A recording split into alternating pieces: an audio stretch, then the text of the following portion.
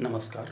कक्षा 10 सामाजिक विज्ञान विषय के इतिहास खंड के अंतर्गत खंड 2 भारत में राष्ट्रवाद का अध्ययन हम लोग करेंगे। इस वीडियो में भारत में राष्ट्रवाद के खंड को आपके पाठ्यक्रम में 4 अध्यायों में समझाया गया है। पहला अध्याय प्रथम विश्व युद्ध, खिलाफत और सहयोग। दूसरा आंदोलन के अंतर्गत अलग अलग धाराएं।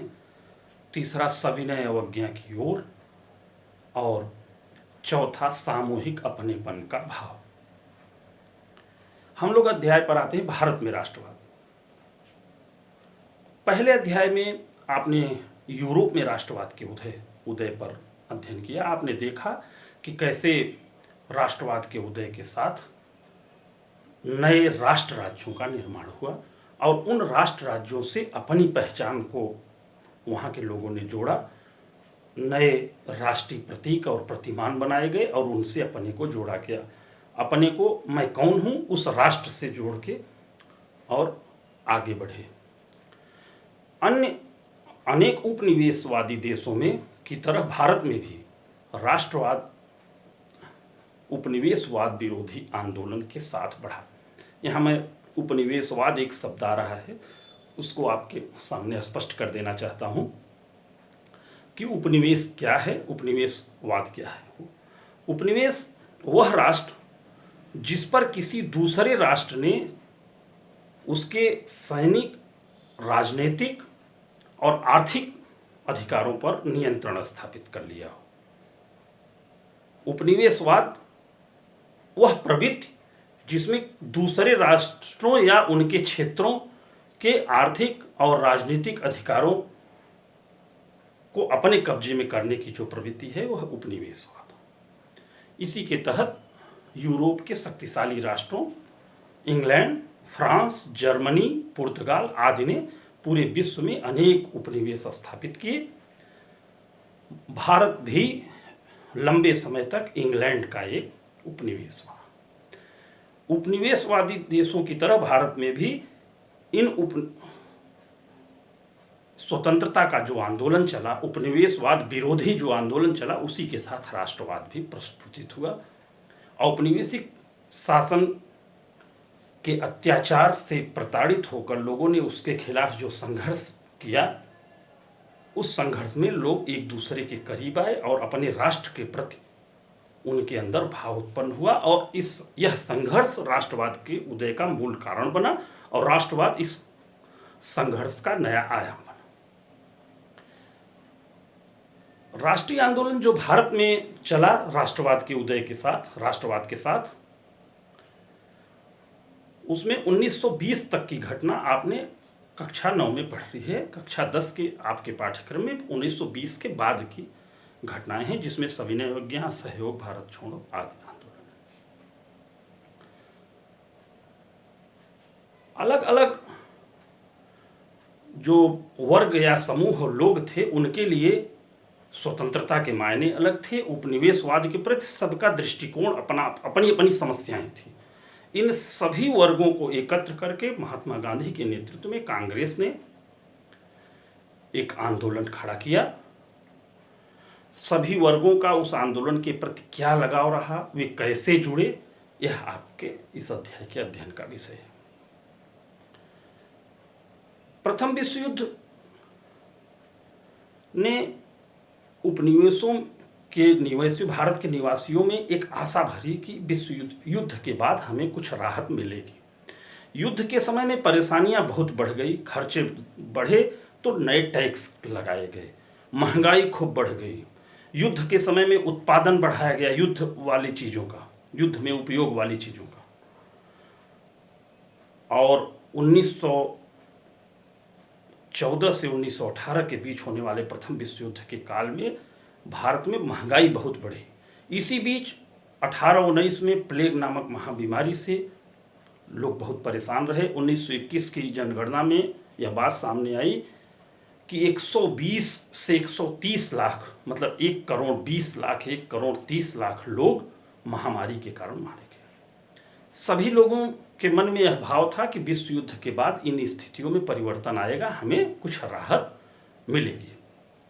किंतु ऐसा हुआ नहीं। इसी बीच एक नए नेता के नेतृत्व ने इन सारी परिस्थितियों, उपनिवेशवादी अत्याचार से छुटकारा के लिए आशा के किरण जगाए। वह नेता थे मोहनदास करमचंद गांधी। 1915 में वे भारत आए। यहाँ आने से पहले उन्होंने दक्षिण अफ्रीका की नस्ल भेदी सरकार के खिलाफ एक सफल आंदोलन चला चुके थे, उसमें सफल हो चुके थे।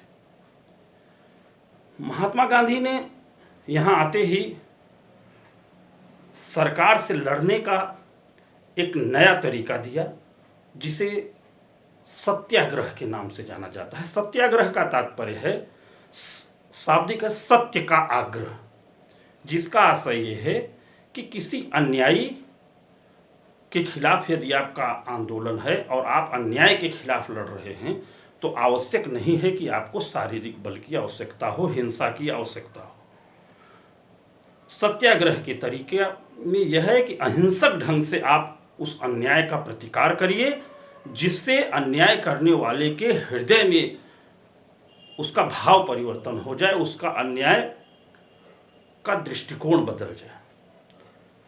और पूरे विश्व के लिए यह एक नया संघर्ष का तरीका था महात्मा गांधी ने जिसे भारतीय स्वतंत्रता संग्राम में अपनाया। यहाँ आते ही प्रारंभ में उन्होंने 1917-18 में 3 प्रमुख आंदोलन चलाए। 1917 में बिहार के चंपारण में नील आंदोलन, वहाँ नील के बागान मालिकों का और किसानों का संघर्ष चल रहा था, उसमें उन्होंने प्रतिभाग लिया और सफलता प्राप्त की। गुजरात के खेड़ा में किसानों पर बहुत टैक्स था और प्लेग की महामारी के कारण उनका टैक्स लगान नहीं दे पा रहे थे, वहाँ आंदोलन। और अहमदाबाद में मिल मजदूर आंदोलन, ये 3 आंदोलन, बिहार के चंपारण का नील आंदोलन, गुजरात का किसान आंदोलन खेड़ा का, और अहमदाबाद मिल मजदूर आंदोलन, अहमदाबाद मिल मजदूर आंदोलन, ये 3 प्रारंभिक आंदोलन जिसमें उन्होंने सत्याग्रह का प्रयोग किया। इसी बीच एक नई परिस्थिति सामने आई। विश्व युद्ध के बाद पूरे जहां लोग ये सोचते थे कि ब्रिटिश सरकार कुछ राहत देगी, उन्होंने एक रौलट एक्ट पारित किया, जिसका भारतीय सदस्यों ने विरोध किया, लेकिन उन्होंने पारित किया। रौलट एक्ट में यह व्यवस्था थी कि बिना मुकदमा दायर हुए, बिना मुकदमे के किसी को भी गिरफ्तार किया जा सकता है। रौलट एक्ट का भारतीयों ने, महात्मा गांधी ने व्यापक विरोध किया। इसके विरोध के लिए आंदोलन की रूपरेखा और 6 अप्रैल 1919 की तिथि रखी गई कि पूरे देश में हड़ताल होगी, विरोध किया जाएगा। पूरे राष्ट्र में लोगों ने रौलट एक्ट का अहिंसक ढंग से हड़तालें की, सभाएं की, विरोध किया। 10 अप्रैल को अमृतसर में एक व्यापक विरोध प्रदर्शन हुआ। इसी बीच एक अजीब घटना घट गई। 13 अप्रैल को अमृतसर के, पंजाब के जलियांवाला बाग में बैसाखी के, वार्षिक बैसाखी के मेले में सब एकत्र थे और वो ग्रामीण लोग थे, शहर से दूर थे, उन्हें पता नहीं था कि धारा 144 लागू है और उन पर जनरल डायर के नेतृत्व में गोली चलाई गई और नृशंस हत्या हुई निहत्थे लोगों की। इसका पूरे आंदोलन पर व्यापक असर पड़ा और पूरे देश में लोगों ने विरोध किया। सभाएं हुई और रौलट एक्ट विरोधी आंदोलन चला। यद्यपि रौलट एक्ट के विरोध में एक व्यापक आंदोलन हुआ, किंतु यह आंदोलन बड़े नगरों और कस्बों तक ही सीमित रहा।